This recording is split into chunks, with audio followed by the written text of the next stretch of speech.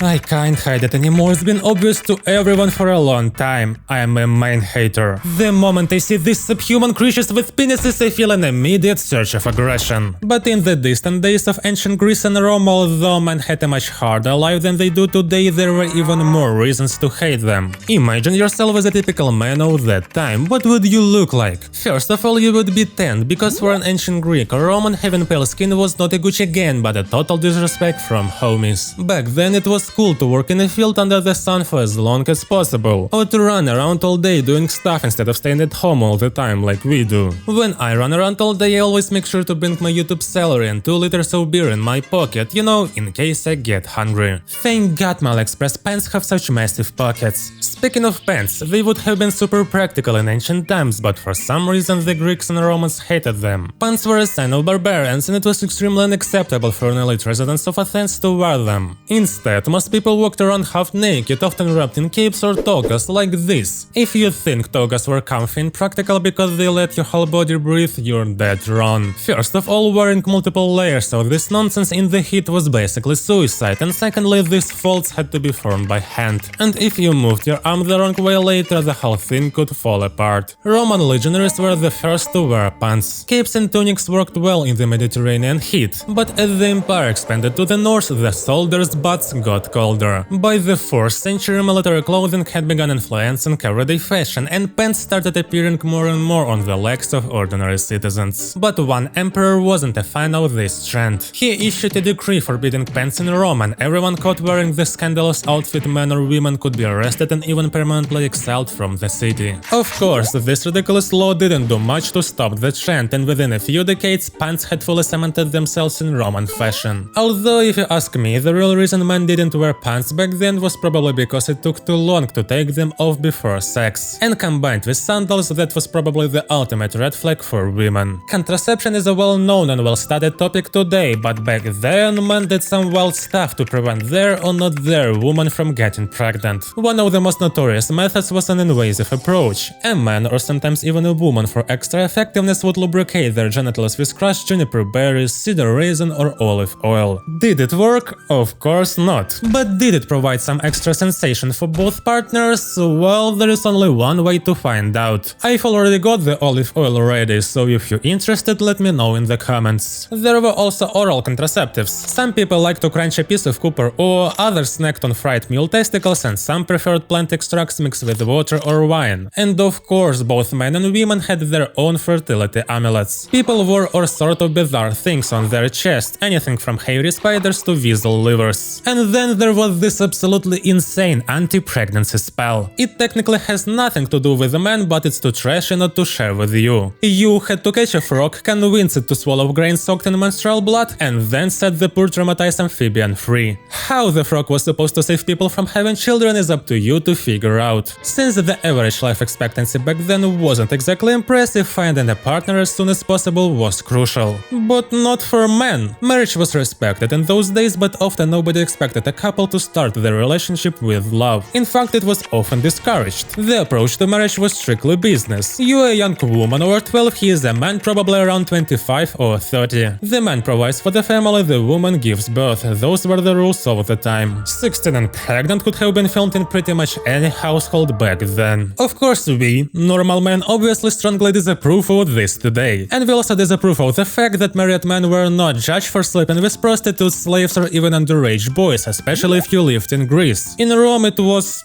harder. Back then it was widely accepted that adult men were attracted to both women and young men. There were even debates about who was more desirable, a woman or a boy. Unfortunately, this was the norm back then. Any lustful man could only be brought to justice if he seduced a citizen woman. If a relative caught such a womanizer in bed with his daughter, sister or wife, it often led to public humiliation. Very creative humiliation. In some cases, the punishment involved shoving a fist-sized radish or even a fish with spiny fins right up the man's ass. Yes, as a fish I do not support such an attitude with my relatives, we are not guilty to be pushed there. But before reaching the level of procreation, a man first had to complete the earlier level, shaving. And in those days it was no less of a challenge. Today people can grab a Gillette Fusion X69 Turbo Squirt Elite razor with a low extract, but in ancient Roman Greece the razor consisted of a blunt bronze or iron blade with a short handle. As you can imagine, mirrors were luxury back then, so most men preferred walking around with facial hair rather than slicing themselves up with this miracle tool every few days. Of course, there were alternatives. One Greek politician, terrified that a barber might kill him with a razor, taught his daughters to burn off his stubble with hot nut shells. For those who didn't have daughters or money for that many nuts, there was always the option of using a pumice stone and simply rub the hair from the face into molecules. Or if someone wanted to remove hair from the body, resin from local trees could do the job. Yes, men often removed body hair back then, at least when it was in fashion among the Romans. There's even a written record of a heated debate between a philosopher and an orator about the morality of shaving one's entire body. The final verdict? Armpits acceptable, smooth legs only for fools. But fear not, men of the 21st century, shaving or not shaving your body is your choice and there is no shame in any of these options. To show my solidarity, I intentionally shaved one leg. Why I have a jar of pickles in my bathroom is none of your business. The Romans and Greeks had a complicated relationship with hair. On the one hand, men took great care of their hair, styling it if necessary, but sooner or later everyone with an XY chromosomes had to face the inevitable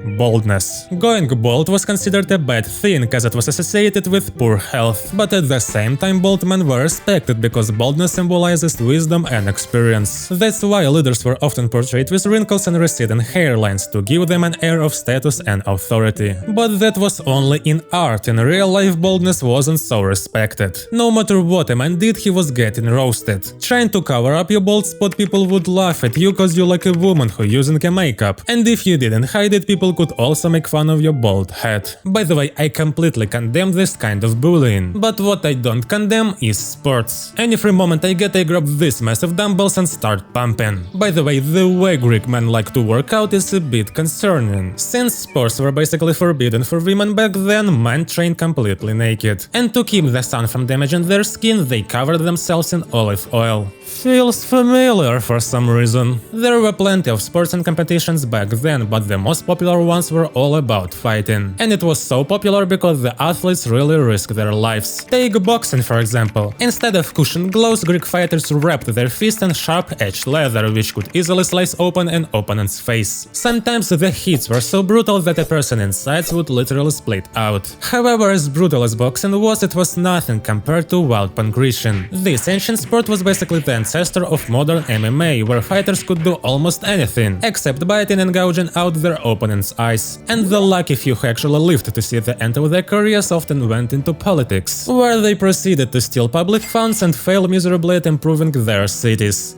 Oh, sorry, just reminded me of my mayor. And there was certainly plenty of room for cities to improve. There are some descriptions of Greek and Roman cities where the streets were literally covered with a slippery crust of excrement. All this dirt and poop people illegally but still periodically poured out of their nightly pots right into the streets when no one was looking. And since proper street cleaning systems existed but not always work as it should, all the dirt just sat there rotting and stinking until a heavy rain came to wash it away. Yes, I know that sewer system and aqueducts already existed back then, but unfortunately they weren't available to everyone. As a result, disease and various pests from rats to octopuses were common in those days. Wait, octopuses? Well, there are a lot of references to these creatures doing nasty things to people. They would slither out of the water to steal fish from nets. One even snuck into a businessman's warehouse through a sewer pipe. And you don't want to know how that story ended. But what you wanna know is why life was so difficult for people in the USSR.